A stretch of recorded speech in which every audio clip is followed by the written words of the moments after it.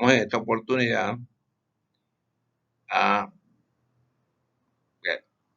llevar adelante la parte final 3 del tema 2, que se refiere a la planificación de radiofrecuencia por cobertura. Bueno, ¿qué significa esto? La figura que está aquí en el medio tiene una serie de celdas. Estas celdas se colocaron en una cierta área. ¿Cuántas celdas hay que poner en el área? Bueno, hay que calcular el área del hexágono. Que si usted va a cubrir un área y usted la divide entre el área y el hexágono, eso le va a dar el número de radiobases que se requieren para esa área. Por tanto, es de vital importancia calcular la distancia que hay entre la antena de la radiobase hasta el borde del área de cobertura. El borde porque ahí es donde llega la señal de menor potencia. Eso. Entonces, ¿a qué se refiere la planificación de radiofrecuencia por cobertura? De calcular el número de celdas. Para eso se requiere calcular la distancia que hay entre la radiobase y el borde del área de cobertura. Ahora, hay dos potencias, la potencia que sale de la radiobase y la potencia que sale del teléfono móvil. Indudablemente que la más crítica es la potencia para la potencia que sale del teléfono móvil, o sea, el uplink, que la potencia que sale del móvil es más pequeña que la que sale de la antena de la radiobase, o sea, el downlink. Entonces, los cálculos se hacen en el downlink y también en el uplink, pero el más crítico es el del uplink, que la potencia del móvil es más pequeña. Si la potencia, si la señal que sale del móvil llega con calidad a la radiobase, con más razón, la que sale de la radiobase, la antena de la radiobase va a llegar al borde del área de cobertura. Entonces, ¿a qué se refiere esta parte del tema? A calcular, a cómo se calcula el número de celdas. Pero antes de desarrollar el punto, vamos a hablar de propagación y recesión de ondas.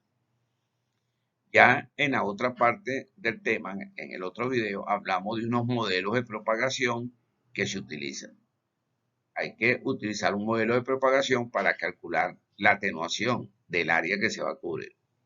Pero vamos a empezar con esta figura que es ideal porque hay una comunicación entre una radiobase y, y un móvil que se encuentra de una persona que se encuentra dentro del vehículo. Fíjense que están separados a una distancia, pero no hay obstáculo. Eso sería lo ideal. Pero en la realidad hay unas pérdidas, porque hay una serie de factores que actúan sobre la señal, como son la absorción, la refracción, la difracción y la dispersión. Todos esos factores actúan sobre la señal y la atenúan. Y por eso hay que considerar un modelo de propagación. Bien, entonces, pero ¿qué sucede?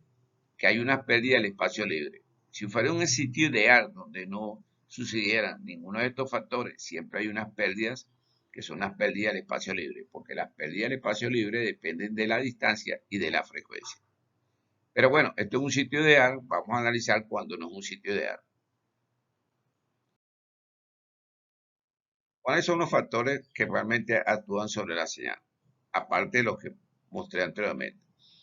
Está la propagación de multipaso, la propagación de multionda, está la sombra, el shadow en inglés, y la pérdida de espacio.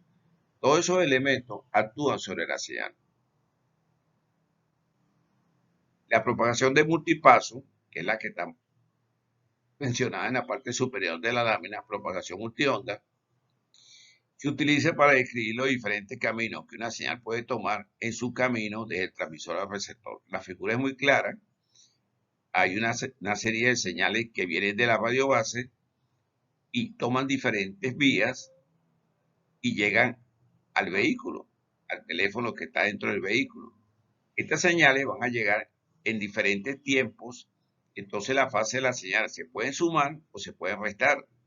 Y entonces si se restan, la calidad de la comunicación que va a llegar a su móvil va a ser muy baja.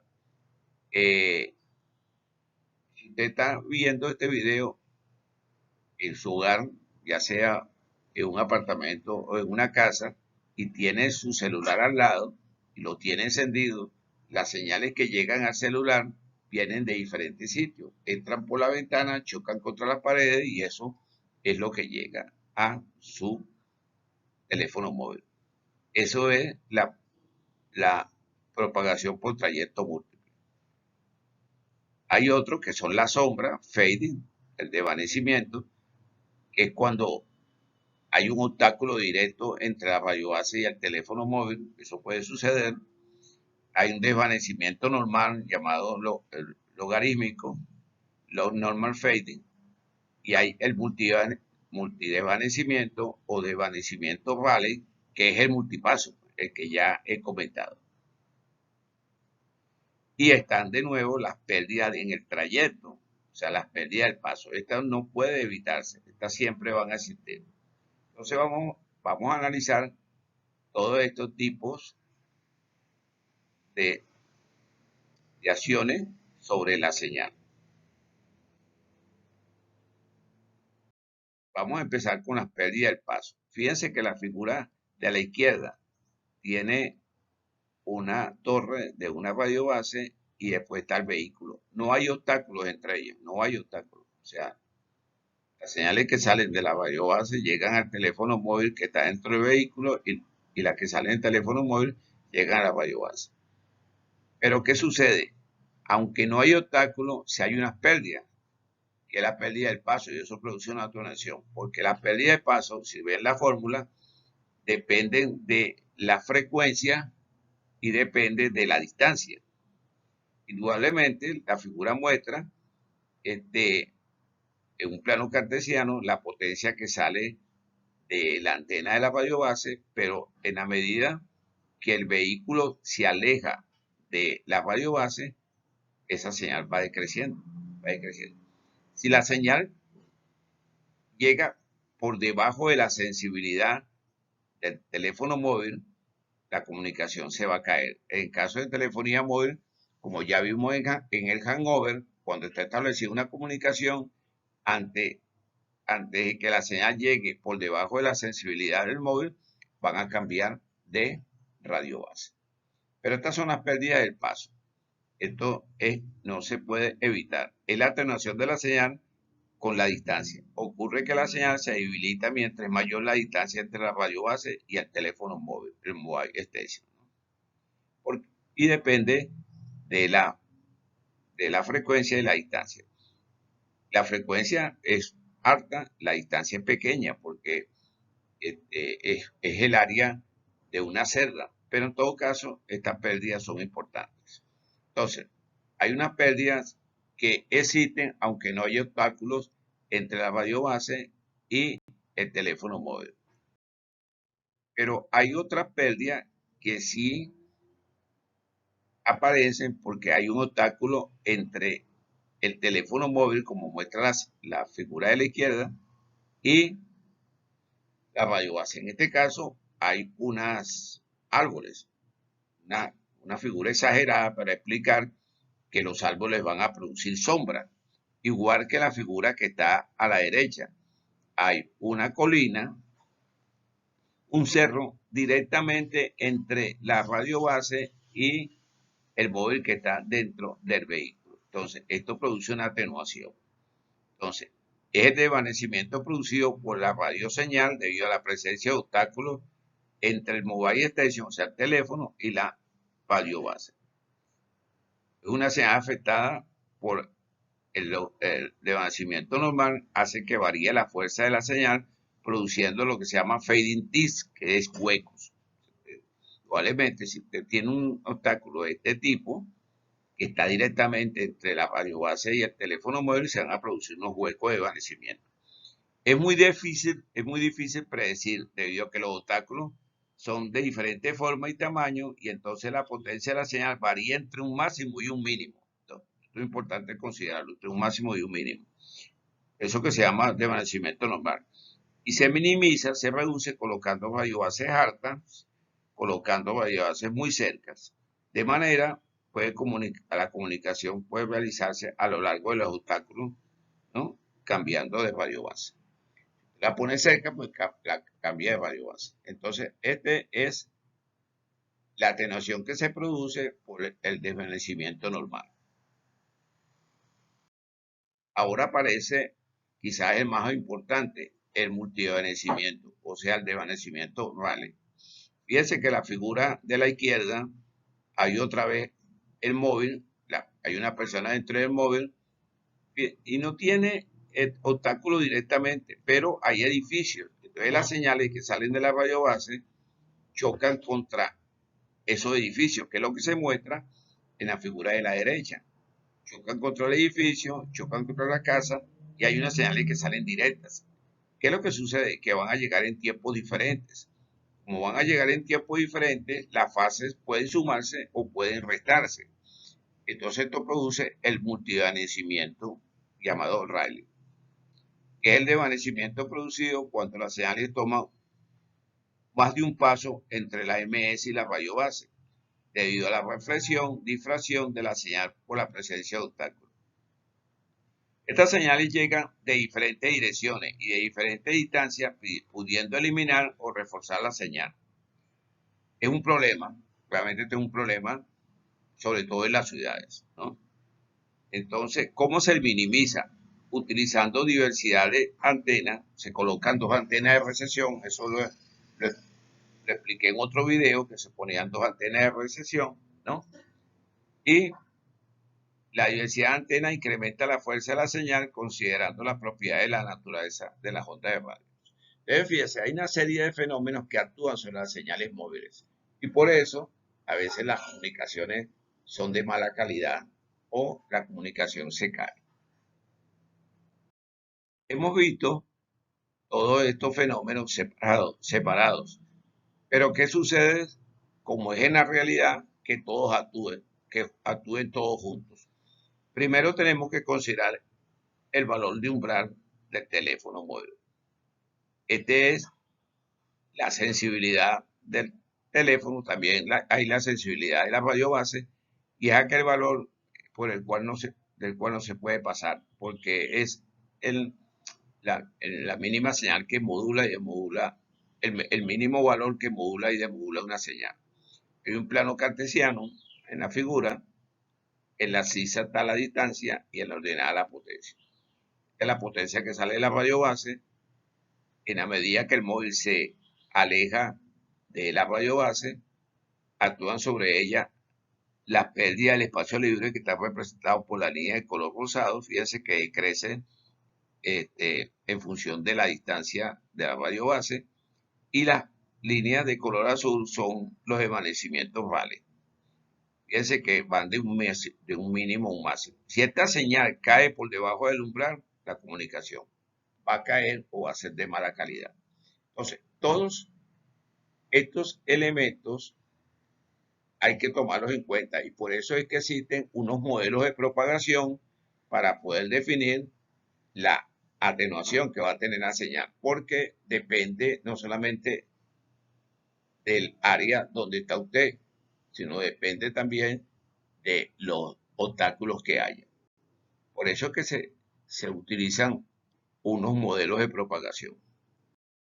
Y aquí lo tenemos. Hay una serie de modelos de propagación para definir la atenuación.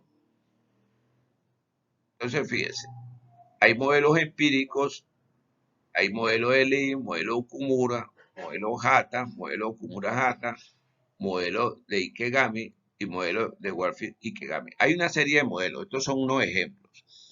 Como pueden ver, la mayoría son de japoneses, desarrollados en Japón. ¿Por qué? La mayoría de estos modelos de propagación para calcular la atenuación vienen de Japón. Bueno, porque Japón tiene ese problema de propagación de las señales, que lleguen en calidad. Japón es una isla muy larga y muy delgada, entonces tiene problemas de cobertura. Entonces eso llevó a muchos estudiosos japoneses a desarrollar los modelos de propagación. Esa es la razón. Por ejemplo, tomando, aquí está el modelo Okumura, en la parte superior, cuando lo tomamos en la parte inferior y vemos qué es lo que se hace con él, se analiza que tiene unas características de propagación porque fue hecho en una cierta área, tomó en cuenta las características del terreno, si el terreno tiene árboles, si tiene colinas, si tiene cerros, y si usted aplica ese modelo de Okumura en un área, en su país, y no tiene, y el sitio donde usted lo va a aplicar tiene unas colinas muy altas que el modelo de Okumura no considera, entonces hay que hacerle un factor de corrección cuando usted lo está aplicando. Bueno, y mediante eso se hace el procedimiento de predicción de intensidad de campo. Entonces, fíjense la cantidad de modelos de propagación que hay. Aquí vemos que hay modelos para macrocerdas, hay modelos para microcerdas, y aquí hay otra vez una serie de modelos. El modelo de 529, que es una recomendación de la UIT, el modelo de JATA y así sucesivamente. Hay modelos para microceldas que están en la parte de abajo de la lámina a la derecha, el modelo de Harvard, modelo MBX, modelo L y sucesivamente. También hay unos modelos semi-empíricos y teóricos. ¿Cuál aplicar? Bueno, cada uno de estos modelos fue desarrollado en diferentes áreas y entonces usted tiene que buscar el que más se acerque al área que usted tiene, que sea igual al área que usted quiere cubrir y lo aplica, considerando que hay que poner unos factores de corrección. ¿Por qué los benditos modelos de propagación? Bueno, la figura muestra la realidad del área que está alrededor de una radiobase. Fíjense que la figura muestra que sale una señal de la radiobase y llega al teléfono y viceversa, pero alrededor hay edificios, árboles, ¿no? Y eso actúa sobre la señal. La propagación en los servicios móviles resulta afectada en diversos grados por la topografía de la vegetación, la estructura construida por el hombre y las constantes de terreno, ¿no? La troposfera y la ionosfera. Es decir, al estudiar la propagación de las ondas de radio deben hacerse consideraciones respecto a los efectos del ambiente y los obstáculos existentes entre la estación radiobase y el receptor móvil. Por ejemplo, edificios, calles, árboles, etc. Por eso es que se utiliza un modelo de predicción, que es un conjunto de expresiones matemáticas, diagramas y algoritmos usados fundamentalmente para estimar el punto de recepción, la pérdida de propagación de la señal transmitida, los cuales son productos de la interacción señal-medio de propagación. Entonces, modelo de propagación, usted lo aplica a una cierta área, le aplica unos factores de corrección si ese modelo de propagación considera elementos que no hay en su área y sencillamente se calcula la atenuación. Cuando usted calcula la atenuación, sabrá entonces qué potencia tiene que ponerle a la radiobase. Los mejores modelos utilizados son los semiempíricos, es decir, basados en medidas de pérdida, atenuación de trayectoria en diversos terrenos, o sea, teóricos y prácticos. El uso de tales modelos está motivado por el hecho de que la propagación de radio no puede medirse en todas partes. Sin embargo, si las mediciones se toman en entornos típicos, los parámetros del modelo se pueden ajustar para que el modelo sea lo mejor posible para ese particular tipo de terreno. Es lo que he comentado. Los modelos han sido desarrollados en modelos típicos. Lo aplicaron en una cierta ciudad. Si usted lo aplica al área que usted quiere cubrir, tiene que hacerle los ajustes, ciertos ajustes. Otra vez tenemos los modelos empíricos, otra vez están los Lee, Okumura, Hata y así sucesivamente. Vuelvo a comentar de que la mayoría son japoneses por la razón que expliqué anteriormente. Aquí tienen el modelo de Lee. El modelo de Lee se utiliza en terreno plano. Fíjense que es un modelo que considera Bueno, la altura de la radiobase, la altura del móvil, considerando que lo tiene una persona y están separados a una cierta distancia. Fue desarrollado en 3 ciudades para el área, para un ambiente suburbano: Filadelfia, Tokio y New Jersey. Y también fue desarrollado para un entorno suburbano. Entonces, este señor Lee hace su modelo en 3 ciudades. Si usted va a aplicar este modelo en el área que usted desea, tiene que analizar si más o menos se parece a estas ciudades o si lo está considerando en un ambiente suburbano o si no suburbano, ¿no? Entonces, este modelo se aplica solamente en celdas macro, porque estamos hablando de tierra plana, y puede hacer 2 tipos de predicciones. Puede predecir la pérdida del curso de la señal en un área grande determinada y puede predecir la pérdida de información o pérdida de la señal durante el trayecto hasta el receptor. Entonces, esto es uno de los tantos modelos y tomé este ejemplo porque se usa para macroceldas. Fíjense, aquí están las fórmulas. Usted ve la fórmula, se va a dar cuenta de que depende de una serie de parámetros. Por ejemplo, aquí está la zona suburbana, aquí está la zona urbana de Filadelfia, la zona urbana de New Jersey, la zona urbana de Tokio. Fíjense que las fórmulas dependen de una distancia, que es la distancia que hay entre la radiobase y el teléfono, depende de unos factores N que están por aquí abajo, de la frecuencia y de un factor de corrección llamado alfa sub 0, que es el que yo le digo: si usted le va a aplicar al área que usted quiere esta fórmula, tiene que analizar qué diferencia hay entre su área con respecto a donde fue desarrollada esta fórmula. Entonces aquí se encuentran esos factores de corrección. Los factores de corrección aquí están: alfa sub 1, alfa sub 2 y así sucesivamente. Van a depender, en este caso primero, de h sub r, que es una distancia, es un valor que depende a su vez, que aquí está, depende, que es un valor de distancia que depende también de unos parámetros llamados n, n igual 2, n igual 2, n igual 1. N igual 2 se utiliza para frecuencias menores a 450 MHz, zonas urbanas, y N igual 3 para frecuencias mayores a 450 MHz en zonas y zonas urbanas. Entonces, como pueden ver, estos son modelos que hay que analizar con cuidado y entonces aplicar al área que usted corresponde. Entonces, este es el modelo LE. Tenemos otro, el modelo JATA, va más o menos más o menos igual al anterior. También esto es una fórmula. Aquí están las pérdidas y por aquí tiene que estar la distancia. ¿Qué es lo que hay que calcular? Las pérdidas, porque cuando usted tenga las pérdidas puede despejar de aquí la distancia, que es la que usted necesita para calcular el área del hexágono. Aquí hay 2 incógnitas: las pérdidas, que es la que le va al modelo empírico, y la distancia. Cuando usted conozca estas pérdidas, usted despeja aquí la distancia y con esa distancia usted va a calcular el área del hexágono.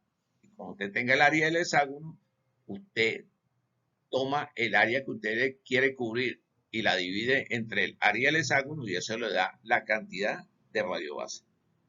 Bueno, este modelo empírico fue desarrollado para ciudades pequeñas, medias, ciudades grandes, en zonas suburbanas y zonas rurales. Otra vez, la fórmula, fíjense que esta fórmula que está aquí tiene un parámetro llamado A, H sub M, que son los que están aquí desarrollados, porque son diferentes para si está considerando una ciudad media pequeña, una ciudad grande y una zona urbana. Y también dependen de la frecuencia. Entonces, fíjense, hay una serie de modelos, pero hay que aplicarlos con cuidado. Pero son muy utilizados. Entonces, fíjense, estos son otro ejemplo de modelos de predicción. Olvidemos un momento los modelos de predicción y vamos a las radiobases. ¿Qué es lo que se quiere calcular? Esta distancia aquí se llama R. Que cuando usted tenga esta distancia R, calcule el área del hexágono. El área del hexágono. Y entonces, como le he dicho, usted tiene el área del hexágono, tiene el área que usted quiere cubrir, divide el área que usted quiere cubrir entre el área del hexágono y eso le da el número de rayo base aproximado. Obviamente, esto es un cálculo teórico. Después hay que aplicar la realidad, empezar a ver exactamente cuántas rayobases se van a instalar. Entonces, fíjense, si la rayobase es omni, o sea que tiene una rayobase que emite 360 grados, este es el área del hexágono. Si usted está considerando un sitio que tiene 3 sectores, entonces el área que está cubriendo la rayobase tiene esta fórmula que está aquí. Y aquí está el área del hexágono cuando está sola, igual que aquí. Entonces, esto es lo que hay que cubrir. Ahora bien, usted tiene, digamos, un estado. En el estado hay área suburbana, área urbana y área rural, por poner un ejemplo. Entonces, lo que hay que hacer es definir el modelo de propagación para cada tipo de subárea. Usted le puede aplicar a cada subárea un modelo de propagación. Entonces, usted tiene la subárea urbana, la subárea suburbana y la subárea rural. Entonces, se calculan las pérdidas para cada una de estas áreas. ¿Cómo se calculan? Con los modelos de propagación. Después, calcular el radio del hexágono, porque cuando usted tenga las pérdidas, usted puede despejar de la fórmula la distancia. Calcular el radio del hexágono para cada tipo de subárea. Entonces, como usted tiene el radio del hexágono, entonces calcula el área de cada hexágono para cada uno de los tipos de subáreas. Cuando usted tenga el área del hexágono, usted divide el área total de cada una de estas áreas y la divide entre el área del hexágono y eso le va a dar con gran alegría el número de radiobase.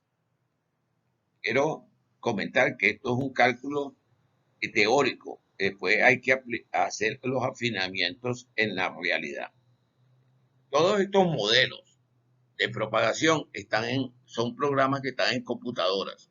O sea, ya están hechos. Lo que hay que aplicarlo al área que usted desea.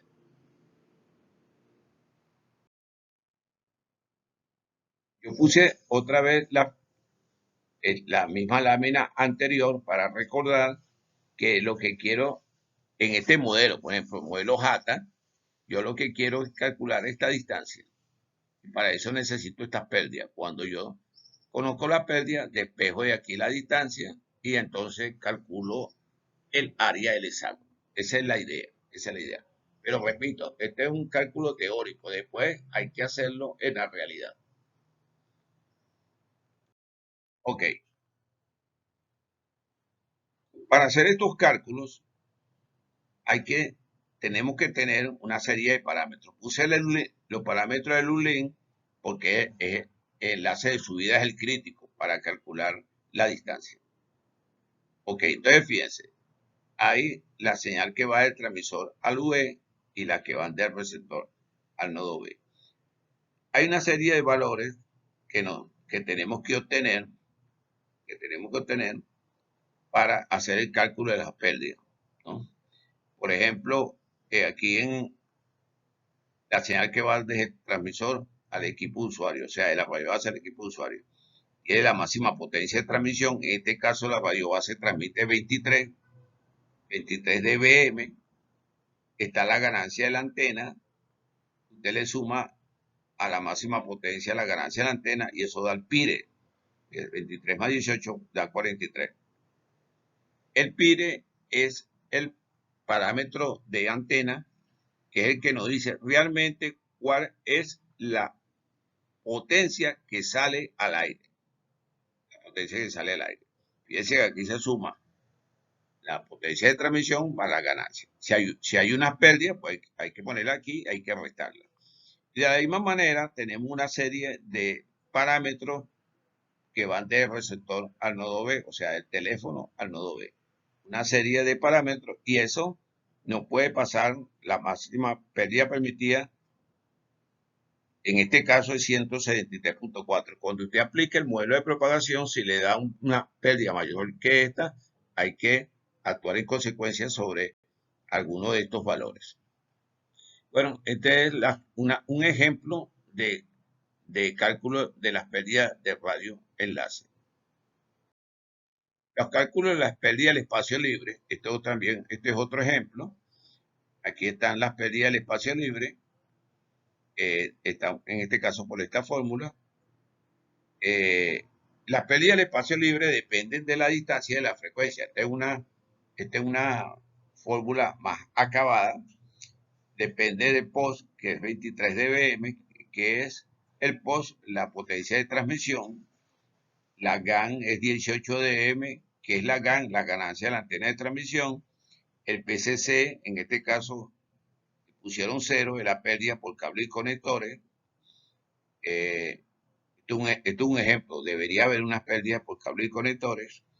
Está el matcha, que es la ganancia debido al amplificador, se pone un amplificador, y así sucesivamente. La PIN es un dB, la PIN es la pérdida de interferencia, tenemos la pérdida de materiales, y el MHA, que es la ganancia debido al amplificador. Este es un amplificador, el MHA es un amplificador que se pone en la radio base para mejorar la señal.